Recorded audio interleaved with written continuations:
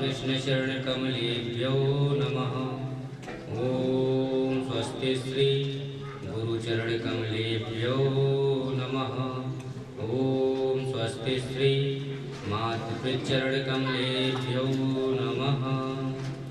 लंबोदरं परमसुन्दरमेकदन्तं रक्ताम्बरं त्रिनयनं परमं पवित्रम् उद्यद्दिवाकरकरोज्ज्वलकायकान्तं विघ्नेश्वरं सकलविघ्नहरं नमामि।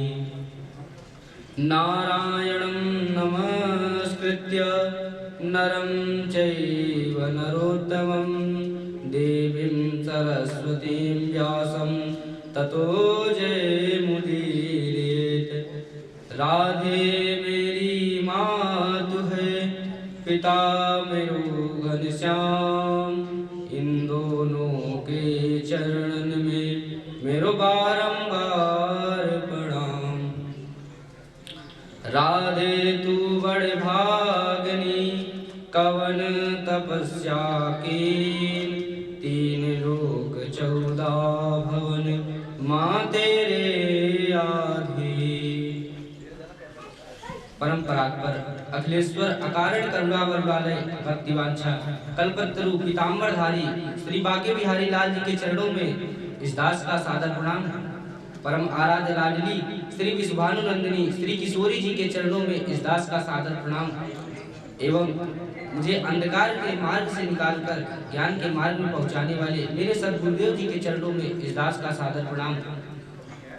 एवं दूर दूर से पधारे हुए संत मुनि ऋषियों के चरणों में इस दास का सादर प्रणाम।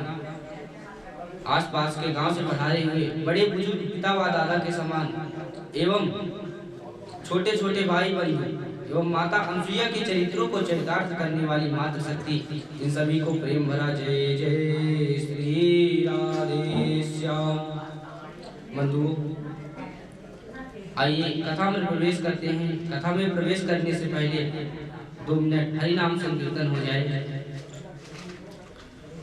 ठाकुर हमरे रमण बिहारी, हम हैं रमण बिहारी के।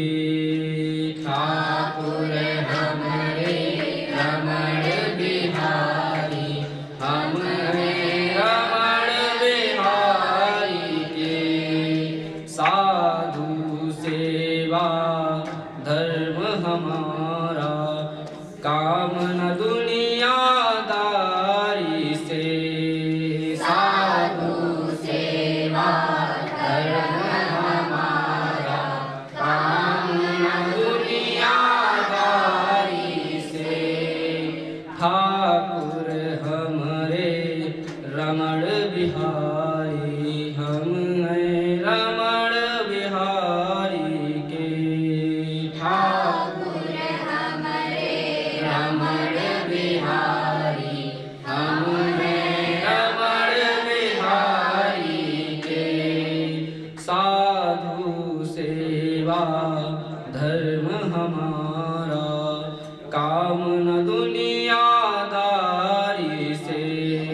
साधु सेवा धर्म हमारा, काम न दुनियादारी से। ठाकुर हमरे रमण बिहारी, हम हैं रमण बिहारी के। बंधु अब आज हम नैमिषारण्य क्षेत्र में चलते हैं, जहाँ पर सूत जी महाराज 88,000 ऋषियों को कथा श्रवण करा रहे हैं। सूत जी महाराज से सौनकाद ऋषि 6 प्रश्न पूछते हैं। नैमिषे निमेष क्षेत्रे ऋषयः सौनकादयः, सत्रं स्वर्गाय लोकाय सहस्र सममासत। बंधु सूत जी महाराज से सौनकाद ऋषि 6 प्रश्न पूछते हैं। बंधु आपको एक बात बताएं, अगर संत कोई प्रश्न करता है तो अपने लिए नहीं, जीवों के कल्याण के लिए, प्राणी मात्र के कल्याण के लिए वह प्रश्न करता है। ऐसे ही सौनकादि ऋषियों ने 6 प्रश्न भगवान से किए, सूत जी महाराज से किए। अब सूत जी महाराज कहते हैं कि सौनकादि ऋषि उनसे प्रश्न पूछते हैं। प्रथम प्रश्न यह पूछते हैं कि जीवों का कल्याण कैसे हो। द्वितीय प्रश्न यह पूछते हैं कि भगवान के अवतार लेने का प्रयोजन क्या है, कारण क्या है। तीसरा प्रश्न ये पूछते हैं कि भगवान ने आज तक कितने अवतार लिए। चौथा प्रश्न ये पूछते हैं कि भगवान ने अवतार लेकर क्या क्या किया। पांचवा प्रश्न करते हैं, निवेदन करते हैं कि हे गुरुदेव, आप जितनी भी कथा हो संक्षिप्त में सुनाइएगा, परंतु मेरे गोविंद की कथा, मेरे कृष्ण की कथा आप विस्तार से सुनाइएगा। छठा प्रश्न ये करते हैं कि भगवान के परम धाम गमन के बाद धर्म किसकी शरण में गया, धर्मेण किम शरणं गतः। अब सूत जी महाराज सौनकादि ऋषियों का प्रश्न सुनते हैं और कहते हैं कि मैं आप लोगों के प्रश्न का उत्तर अवश्य दूंगा, परंतु उससे पहले मैं अपने गुरुदेव को प्रणाम करना चाहता हूँ। तभी सौनकादि ऋषि प्रश्न कर देते हैं कि हे गुरुदेव, क्या आपके भी गुरुदेव हैं। सूत जी महाराज कहते हैं, भाई मेरे, गुरु सबको बनाना चाहिए, क्योंकि बिना गुरु के ज्ञान नहीं होता है। गुरु सबको बनाना चाहिए। अब सूत जी महाराज अपने गुरु को नमन करते हैं, सुखदेव जी महाराज को नमन करते हैं। आइए हम लोग भी सूत जी महाराज के साथ सुखदेव जी का नमन करते हैं। यम प्रवजन्तमनुपेतमपेत कृत्यम द्वैपायनो विराकातरया जुहाव पुत्रेति तन्मयतया तरयो विनेदुस् तं सर्वभूतहृदयं मुनिमानतोऽस्मि। सूत जी महाराज अपने गुरुदेव सुखदेव जी का नमन करते हैं। सौनकादि ऋषि प्रश्न करते हैं कि हे गुरुदेव, ये सुखदेव जी कौन है। इनका एक बड़ा ही वर्णन आता है। इनका यह वर्णन आता है कि जनक जी और इनका संवाद हुआ है। जनक जी और इनका संवाद हुआ है। बंधुओं, जनक जी वो नहीं कि जो सीता माता के पिताश्री थे। जनक जी तो एक उपाधि है। और कहते हैं सुखदेव जी का विवाह भी हुआ था एक पिवरी नामक कन्या से, परंतु विवाह के बाद वे जंगल में तपस्या करने चले गए थे। और तीसरा कि सुखदेव जी का शरीर महाभारत में जलाया गया था, परंतु बंधुओं ये सब भागवत जी में वर्णन नहीं आता है। भागवत जी में तो सिर्फ इतना वर्णन आता है कि जब राजा परीक्षित को श्रृंगी ऋषि ने श्राप दिया था, राजा परीक्षित को श्रृंगी ऋषि ने श्राप दिया था, तब सुखदेव जी महाराज ने उनको कथा श्रवण कराई। और उसके बाद सुखदेव जी कहाँ चले गए किसी को पता नहीं। अब सुखदेव जी महाराज कौन है बंधुओं, ये राधा रानी और कृष्ण दोनों के परम शिष्य, परम लाडले तोते हैं, जिनका नाम है कलविंग। एक दिन जो कलविंग है, सुखरूपी तोते हैं, ये कभी राधा रानी के हाथ में बैठते हैं, कभी कृष्ण के हाथ में बैठते हैं। जब राधा रानी के हाथ में बैठते हैं तो कहते हैं कृष्ण कृष्ण, और जब कृष्ण जी के हाथ में बैठते हैं तो राधा राधा जपते हैं। बंधुओं, जब राधा जी के हाथ में बैठते तो राधा जी कहती कि हे प्यारे, राधा राधा नहीं, कृष्ण कृष्ण जपा करो। और जब राधा जी का नाम जब कृष्ण जी के सामने राधा जी का नाम जपते, कृष्ण जी के सामने कृष्ण जी का नाम जपते, तो कृष्ण जी कहते कि राधा राधा जपा करो। बंधुओं, अब वह तोता जो कलविंग नामक तोता है, सुखदेव जी, सुख जी, वे सोचने लगे कि मैं किसका नाम जपूं। फिर उनके मन में विचार आता है कि क्यों मैं ना दोनों का नाम जपूं। अब आइए उनके साथ हम भी राधा रानी का नाम जपते हैं। राधे कृष्णा कृष्णा कृष्णा राधे राधे, राधे श्यामा श्याम श्याम राधे राधे, राधे कृष्णा कृष्णा कृष्णा राधे राधे, राधे श्यामा श्याम श्याम राधे बंधुओं, ऐसे ही सुखदेव जी महाराज कृष्ण जी और राधा जी का नाम जपते हैं। एक दिन की बात है कि राधा रानी और कृष्ण जी दोनों विराजमान थे। वे सोचते हैं, राधा रानी से कृष्ण भगवान कहते हैं, हे देवी, मैं अपने इस कल्पित नामक तोते को कलयुग में भेजना चाहता हूँ, धराधाम में भेजना चाहता हूँ, क्योंकि कलयुग का प्रभाव बहुत बुरा हो रहा है। वे पृथ्वी पर जाए और भागवत धर्म का प्रचार प्रसार करे। राधा रानी कहती हैं, हे प्रभु, जैसी आपकी इच्छा वैसी आपकी इच्छा में हमारी इच्छा है। अब वे उस तोते को बुलाते हैं, कहते हैं, कलबिंग, तुम पृथ्वी लोक पर जाओ और भागवत धर्म का प्रचार प्रसार करो।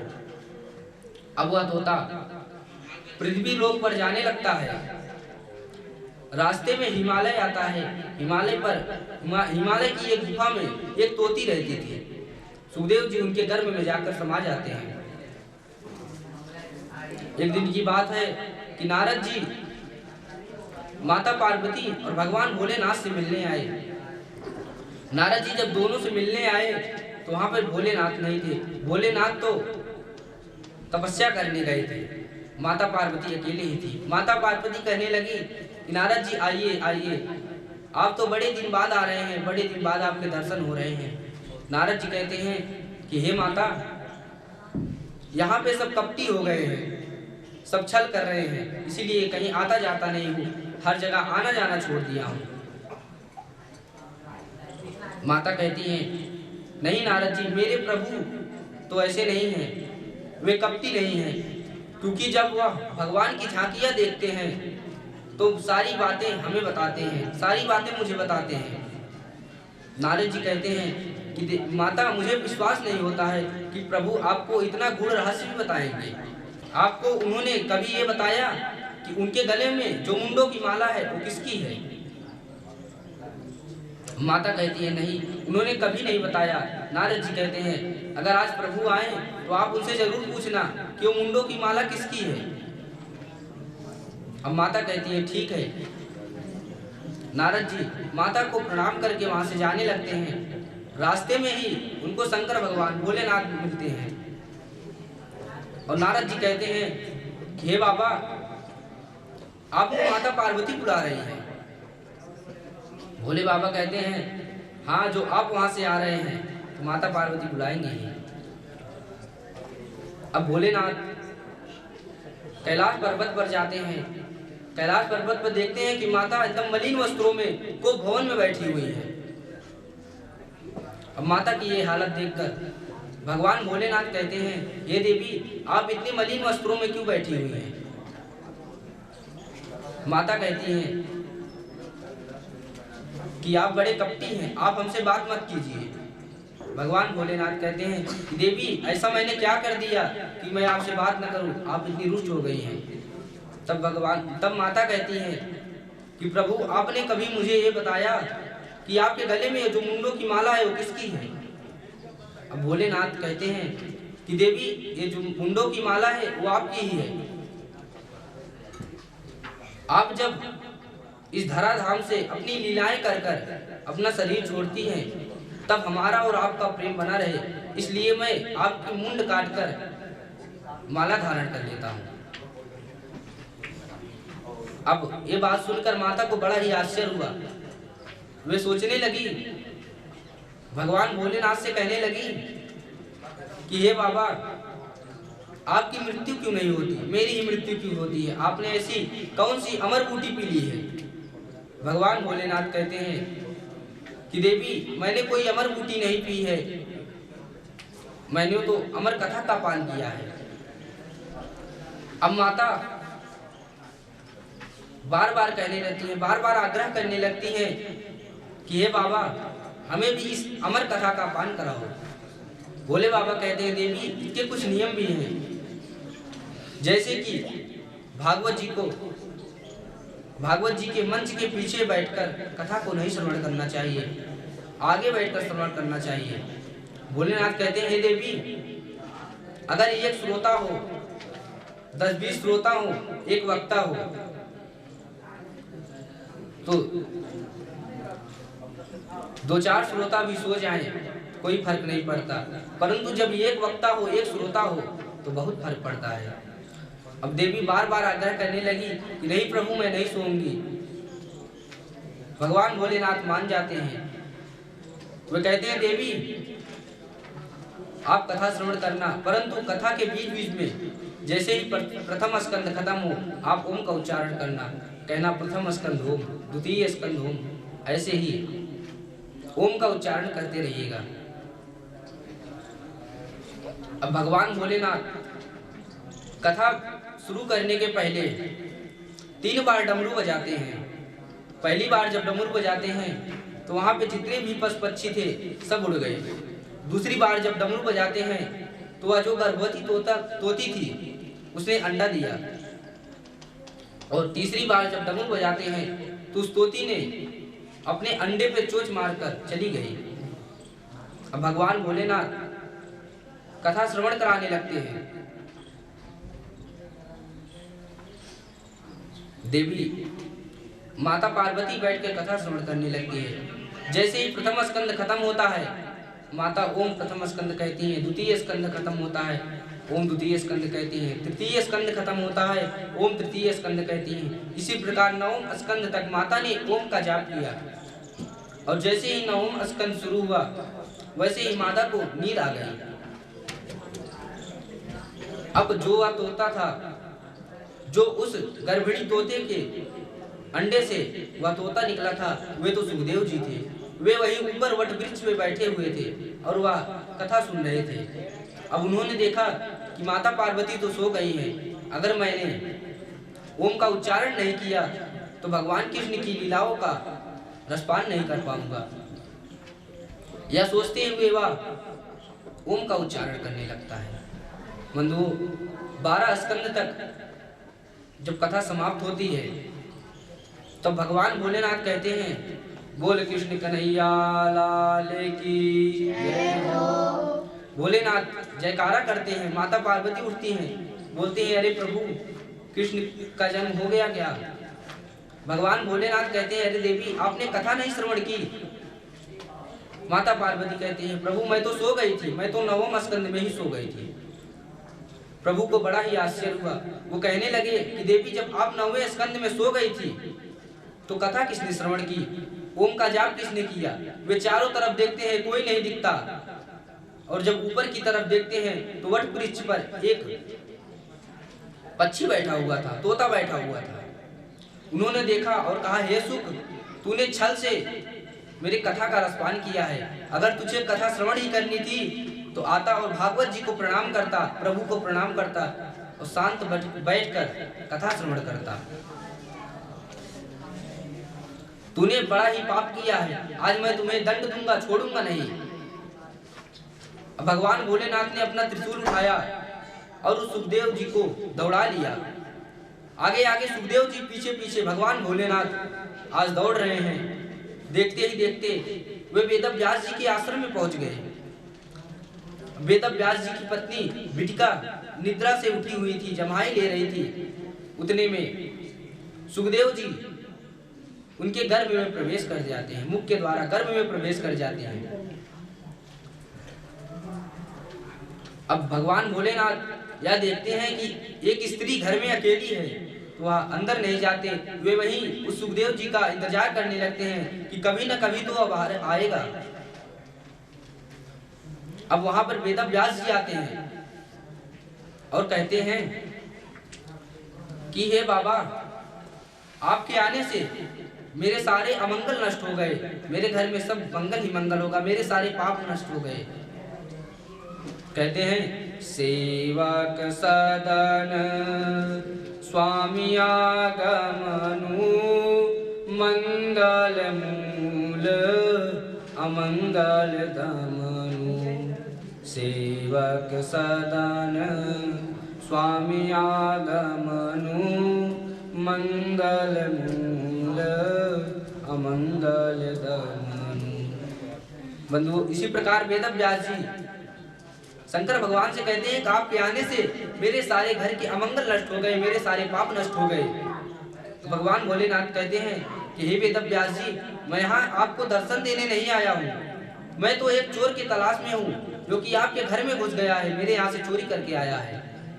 वेदव्यास जी हंसने लगते हैं, कहते हैं प्रभु आपके यहाँ कोई क्या चोरी करेगा? आप तो सर्प को गले में धारण करते हैं, बिच्छुओं का कुंडल पहनते हैं और जलती हुई चिता से भस्म लगाते हैं, तो आपके घर से कोई क्या चोरी करके लाएगा? अब भोले बाबा कहें कि उसने मेरी अमर कथा का पान किया है, उसने मेरी अमर कथा को चुरा कर आया है। अब वेदव्यास जी फिर हंसे, बोले कि हे बाबा, जिसने अमर कथा का पान कर लिया हो, क्या उसकी कभी मृत्यु हो सकती है? भोले बाबा कहे नहीं। अब भोले बाबा यह बात सुनकर वहां से चले जाते हैं। वेदव्यास जी ध्यान लगाकर देखते हैं तो सुखदेव जी उनकी पत्नी बिटिका के गर्भ में बैठे हुए हैं। वे सुखदेव जी से बार बार आग्रह करते हैं कि बेटा तुम बाहर आओ, मैं तुम्हें भागवत धर्म का पाठ कराऊंगा, भागवत सिखाऊंगा। परंतु सुखदेव जी बाहर नहीं आते। वे कहते हैं अगर मैं बाहर आ गया तो मुझे आपकी माया घेर लेगी, विष्णु की माया घेर लेगी। एक दिन की बात है, बिटिका बैठी हुई थी, सुखदेव जी की पत्नी वेदव्यास जी की पत्नी बिटिका बैठी हुई थी। वेदव्यास जी अपने शिष्यों को कथा श्रवण करा रहे थे, कथा का पाठ करा रहे थे, भागवत धर्म का पाठ करा रहे थे। तभी वेदव्यास जी से एक गलती, छोटी सी गलती हो जाती है। सुखदेव जी गर्भ के अंदर से ही बोलते हैं, हे पिताश्री, ये अक्षर आपका गलत हो गया है, कृपया इसे शुद्ध कीजिए। वेदव्यास जी ये सोचकर बड़े ही प्रसन्न होते हैं कि मेरा पुत्र मुझे गर्भ से ही उपदेश दे रहा है, मेरा पुत्र मुझे गर्भ से ही उपदेश दे रहा है। बंधु, अगर किसी माता पिता का पुत्र गर्भ से ही उपदेश दे तो उसे बड़ी ही खुशी होती है कि इस धराधाम पे आने से पहले उसे इतना ज्ञान प्राप्त हुआ है। धीरे धीरे समय व्यतीत होता गया। सुखदेव वेदव्यास जी के बार बार आग्रह करने पर भी सुखदेव जी बाहर नहीं आते हैं। वे कहते हैं कि अगर मैं बाहर आ गया तो मुझे माया घेर लेगी। जिस प्रकार आसमान से एक बूंद गिरता है, यदि अगर पृथ्वी पे पड़ जाए तो वह मटमैला हो जाता है। तुलसीदास जी रामचरितमानस में कहते हैं, भूमि गिरत भा ढाबर पानी, जिम जीवहि माँ या लिपटानी। बंधुओं, जिस प्रकार आसमान से बूंद नीचे गिरता है तो वह माया के कारण मटमैला हो जाता है। बंधुओं, अब वेदव्यास जी के बार बार आग्रह करने पर सुखदेव जी बाहर नहीं आते हैं। आज 12 वर्ष पूर्ण हो गए हैं, 12 वर्ष पूर्ण हो गए हैं। वेदव्यास जी आग्रह करते हैं, हे पुत्र तुम बाहर आ जाओ, 12 वर्ष हो गए हैं। अब वेदव्यास जी की आग्रह करने पर सुखदेव जी जैसे ही बाहर आते हैं, वे बाहर आते ही जंगल की तरफ निकल जाते हैं। इस पर सूत जी महाराज कहते हैं, यम प्रवजन्तमनुपेतमपेत कृत्यम द्वैपायनो विराकातरया जुहाव, पुत्रेदि तन्मयतया तरवो विनेदुस् तम सर्वभूत हृदयम मुनिमानतोस्मि। बंधुओं, वेदव्यास जी के बार बार आग्रह करने पर भी सुखदेव जी नहीं आते हैं। अब सुखदेव जी जंगल में चले जाते हैं, वेदव्यास जी अपने घर पे चले जाते हैं। आज की वाणी को यही विश्राम, आगे की कथा को कल श्रवण करेंगे। तब तक के लिए जय जय श्री राधे श्याम।